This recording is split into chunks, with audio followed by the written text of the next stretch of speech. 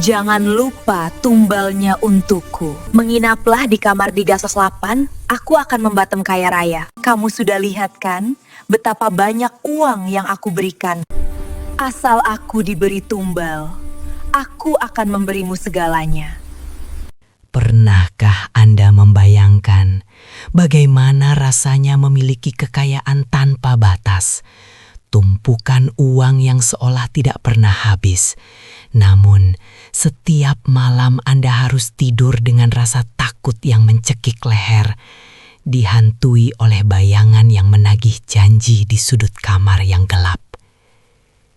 Malam ini, saya tidak akan berbicara tentang dongeng pengantar tidur atau legenda rakyat biasa yang sering kita dengar di televisi, melainkan sebuah kesaksian nyata, sebuah pengakuan dosa yang teramat berat dari seseorang yang pernah melangkah terlalu jauh ke dalam kegelapan pantai selatan. Duduklah dengan tenang, kunci pintu kamar Anda, dan pastikan Anda tidak sendirian saat mendengarkan kisah ini. Karena apa yang akan saya sampaikan mungkin akan membuat bulu kuduk Anda meremang dan mengubah cara pandang Anda tentang harga sebuah kekayaan instan. Sahabat sekalian, cerita ini bermula dari seorang pria paruh baya yang akan kita sebut saja dengan nama Pak Herman. Tentu saja ini bukan nama sebenarnya demi melindungi privasi dan keselamatan narasumber serta keluarganya yang masih tersisa.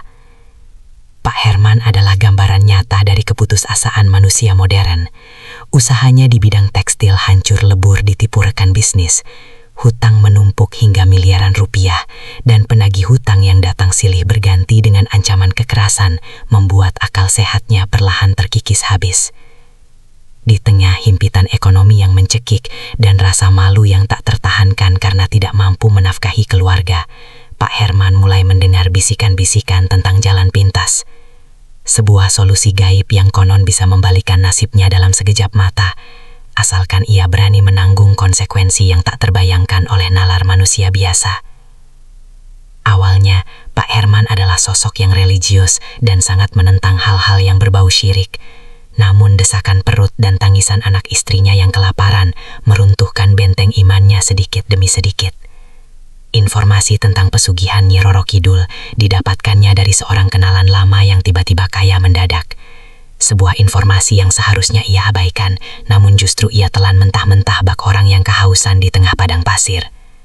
Dengan sisa uang terakhir yang ia miliki, Pak Herman nekat berangkat menuju Pelabuhan Ratu, meninggalkan logika dan nuraninya di ambang pintu rumah, membawa serta harapan kosong yang dibalut dengan keputusasaan yang amat sangat dalam, tanpa menyadari bahwa ia sedang berjalan menuju perangkap yang tak memiliki jalan keluar. Perjalanan menuju lokasi ritual bukanlah perjalanan wisata yang menyenangkan. Udara terasa semakin berat seiring mobil yang ditumpanginya mendekati garis pantai, dan deburan ombak selatan yang terkenal ganas seolah menyambutnya dengan raungan peringatan yang tidak ia hiraukan. Sesampainya di sana, Pak Herman tidak langsung menuju pantai, melainkan diarahkan ke sebuah gubuk reot di pinggiran hutan, tempat tinggal seorang kuncen atau juru kunci yang konon menjadi perantara antara dunia manusia dan kerajaan gaib pantai selatan. Tatapan mata sang kuncen yang tajam dan dingin seolah mampu menelanjangi seluruh dosa dan niat busuk di dalam hati Pak Herman, membuatnya gemetar. Namun rasa takut itu kalah oleh bayangan tumpukan uang yang dijanjikan. Sang kuncen tidak banyak bicara. Ia hanya memberikan daftar persyaratan yang harus dipenuhi Pak Herman. Sebuah daftar yang terdiri dari kembang 7 rupa, minyak wangi khusus yang aromanya membuat pusing, kain kafan, hingga ayam cemani yang darahnya sehitam malam. Namun ada satu syarat yang tidak tertulis di kertas itu. Sebuah syarat yang dibisikkan langsung ke telinga Pak Herman dengan suara serak yang mengerikan. Kanjeng Ratu tidak butuh uangmu, beliau butuh kesetiaanmu, dan kesetiaan itu butuh bukti. Kalimat itu menggantung di udara, menciptakan atmosfer mencekam yang membuat keringat dingin mengucur deras di punggung Pak Herman. Namun ia mengangguk pelan, tanda menyetujui kontrak gaib yang belum sepenuhnya ia pahami. Malam yang ditentukan pun tiba, Tepat pada malam Selasa Kliwon, di mana bulan bersembunyi di balik awan tebal dan angin laut bertiup lebih kencang dari biasanya, membawa aroma garam yang bercampur dengan bau anyir yang samar namun menusuk hidung. Pak Herman dibimbing menuju sebuah gua karang yang tersembunyi, tempat di mana ombak menghantam bebatuan dengan suara yang memekakkan telinga, seolah alam semesta sedang marah atas apa yang akan terjadi. Di dalam gua yang gelap gulita itu, hanya diterangi oleh sebatang lilin yang nyalanya bergoyang-goyang tertiup angin. Pak Herman diminta untuk duduk bersila, memejamkan mata, dan merapalkan mantra-mantra yang telah diajarkan, memanggil entitas yang selama ini hanya ia anggap sebagai mitos belaka. Menit demi menit berlalu dalam kesunyian yang menekan. Hanya suara detak jantungnya sendiri yang terdengar berpacu dengan suara ombak. Hingga tiba-tiba, suhu di dalam gua turun drastis, membuat tulang-tulangnya terasa ngilu karena kedinginan yang tidak wajar. Aroma wangi melati yang sangat menyengat tiba-tiba menyeruak, mengalahkan bau amis laut. Dan di saat itulah, Pak Herman merasakan kehadiran sesuatu yang sangat besar, sangat agung, namun juga sangat mengerikan di hadapannya. Ia tidak berani membuka mata, namun ia bisa merasakan tekanan energi yang begitu kuat hingga membuatnya sulit bernafas. Seolah-olah udara di sekelilingnya telah disedot habis oleh sosok gaib yang kini berdiri tepat di depannya. Terdengar suara gemerincing seperti lonceng kereta kencana, diikuti oleh suara langkah kaki yang halus namun tegas mendekat ke arahnya. Dan sebuah suara wanita yang begitu lembut, namun penuh wibawa menyapanya. "Apa yang kau cari di sini, manusia?" Pak Herman dengan tubuh gemetar hebat dan lidah yang keluh, mengutarakan keinginannya akan kekayaan dan kejayaan, memohon belas kasihan kepada sosok yang ia yakini sebagai penguasa pantai selatan. Sosok itu tertawa pelan, tawa yang indah, namun menyiratkan kekejaman yang tersembunyi, dan berkata bahwa semua keinginannya akan dikabulkan. Namun ada harga yang harus dibayar kelak, sebuah harga yang harus ia serahkan dengan sukarela ketika waktunya tiba. Tanpa pikir panjang, didorong oleh nafsu duniawi yang menggebu-gebu, Pak Herman menyanggupi perjanjian tersebut tanpa bertanya lebih detail tentang apa harga yang dimaksud. Mengira itu hanyalah sesajen rutin atau ritual tahunan biasa. Setelah kesepakatan itu terucap, Pak Herman merasakan sebuah sentuhan dingin di keningnya, dan seketika itu juga ia kehilangan kesadaran, pingsan di tengah gua yang lembab dan gelap. Ketika ia terbangun, matahari sudah tinggi, tubuhnya terasa remuk redam, namun di sampingnya tergeletak sebuah kotak kayu tua yang ketika dibuka berisi perhiasan emas kuno yang nilainya tak terhingga. Bukti nyata bahwa ritualnya telah berhasil dan kontrak dengan iblis telah resmi dimulai. Kembali ke kota, kehidupan Pak Herman berubah drastis dalam waktu singkat. Emas itu ia jual dan modalnya ia gunakan untuk membangun kembali bisnisnya yang hancur. Dan anehnya, setiap langkah bisnis yang ia ambil selalu membuahkan hasil yang luar biasa. Uang mengalir deras seperti air bah. Rumah mewah, mobil-mobil sport, dan gaya hidup glamor kini menjadi miliknya. Membuat semua orang yang dulu menghinanya kini berbalik memujanya. Namun, di balik senyum kemenangannya, Pak Herman mulai merasakan perubahan dalam dirinya. Ia menjadi mudah marah, tatapan matanya sering kosong, dan ia sering menghabiskan waktu berjam-jam di sebuah kamar khusus di rumahnya yang tidak boleh dimasuki oleh siapapun, bahkan oleh istri dan anak-anaknya sendiri. Istri Pak Herman, seorang wanita yang peka, mulai merasakan ada yang tidak beres dengan suaminya. Dan suasana rumah mereka yang kini terasa dingin dan mencekam, meskipun dipenuhi oleh perabotan mahal dan kemewahan.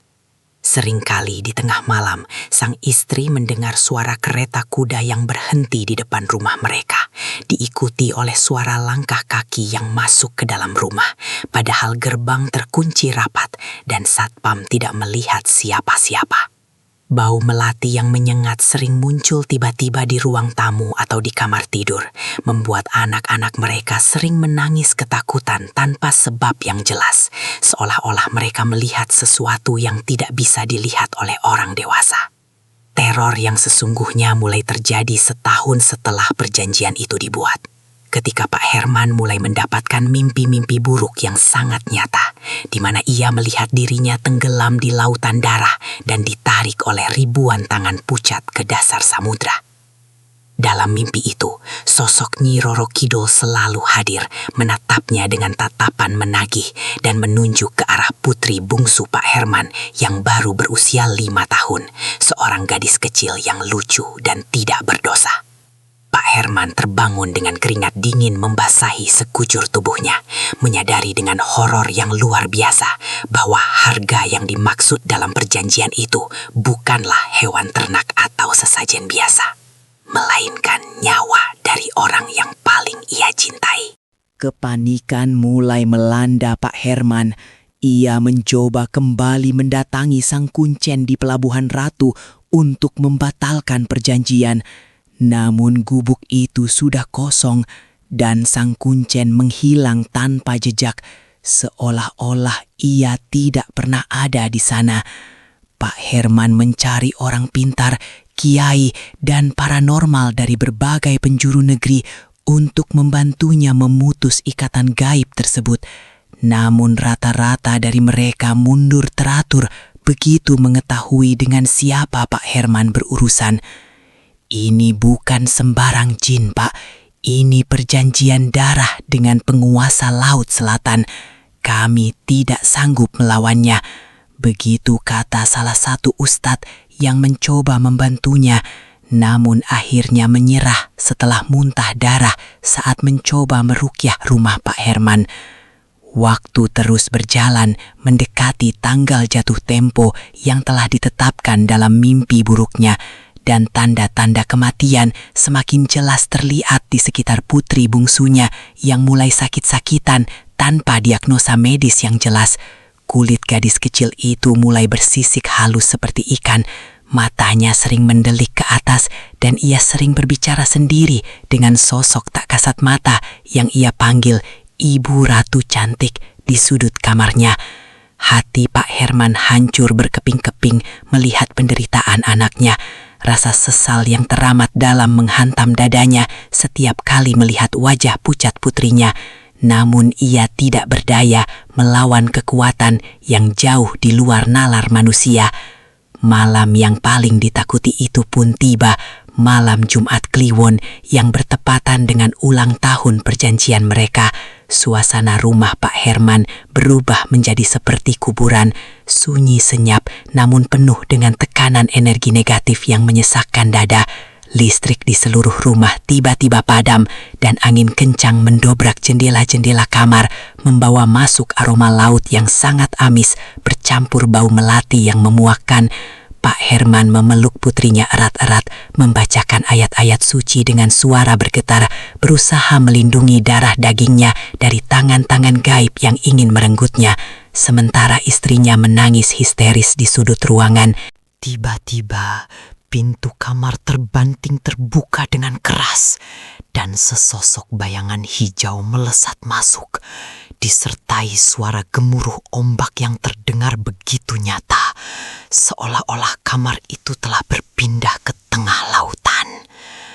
Pak Herman merasakan tubuhnya terpental ke dinding oleh kekuatan yang tak terlihat, membuatnya lumpuh tak bisa bergerak.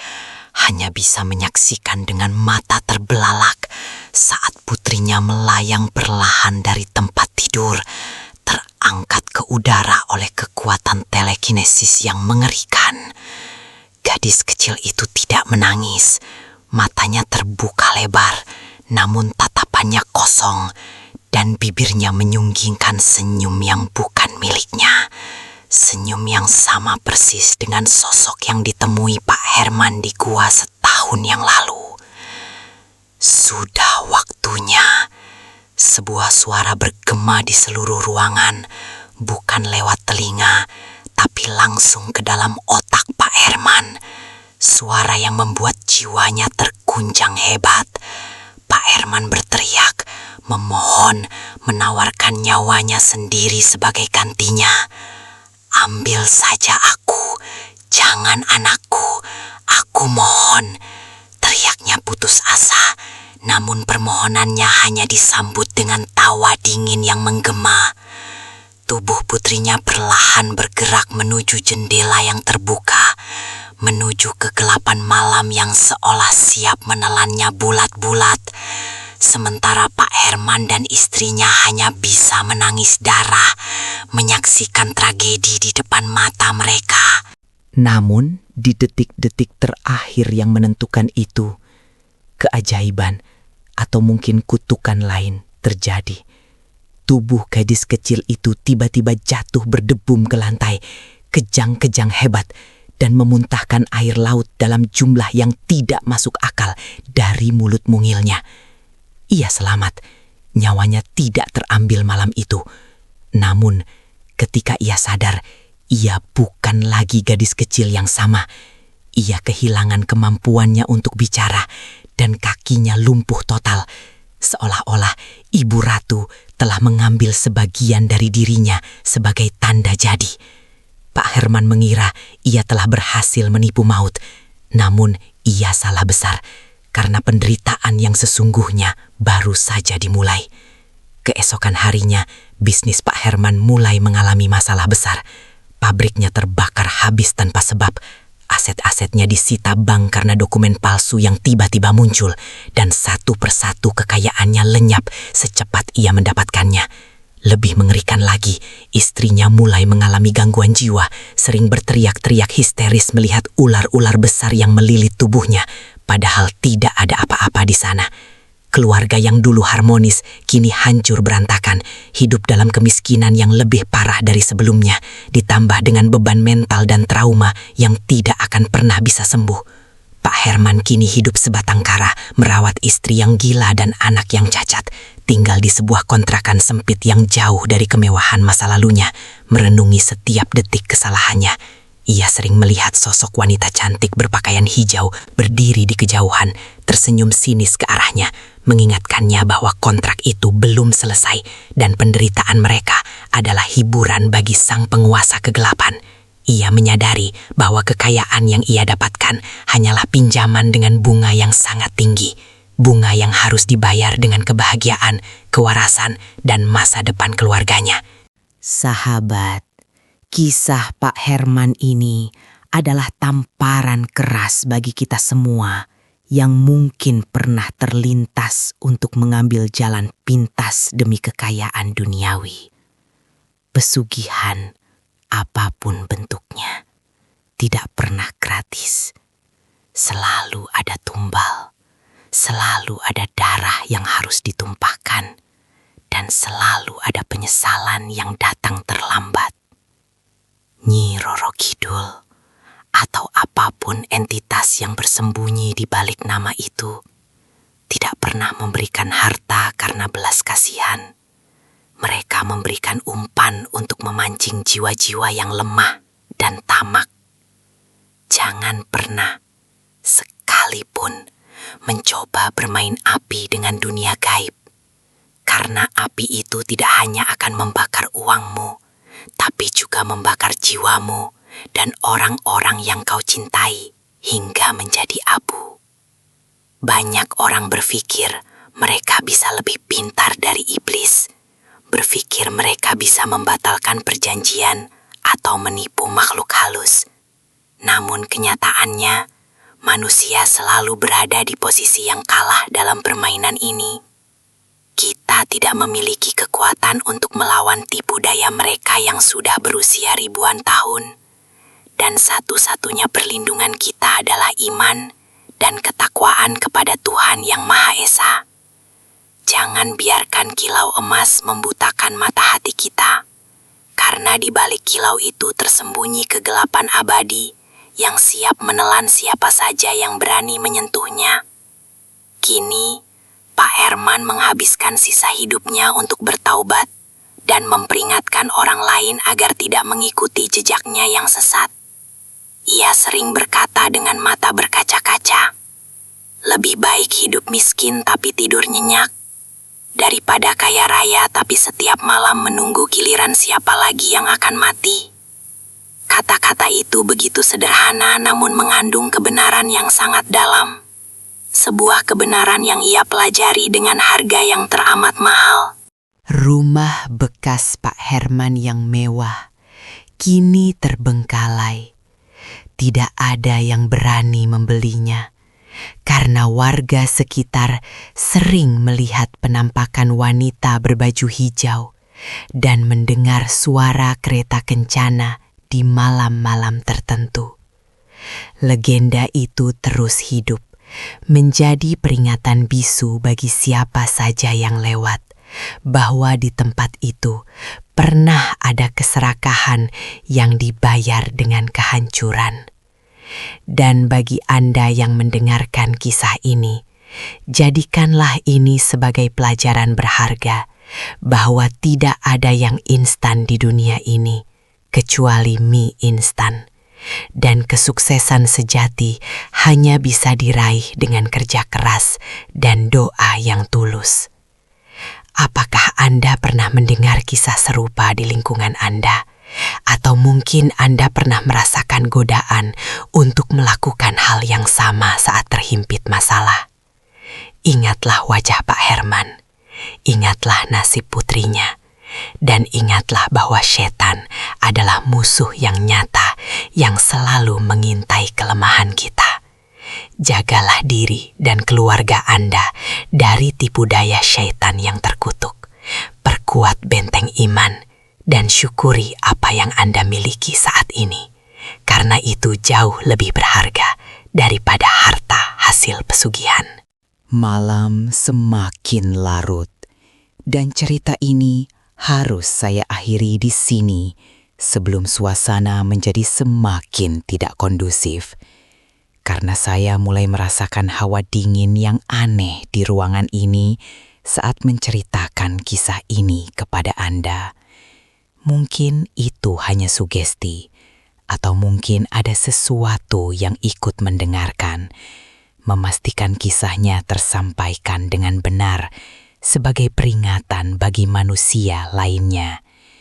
Yang jelas, saya tidak ingin mengambil resiko lebih lama lagi. Terima kasih telah menemani saya menelusuri kisah kelam Pak Herman.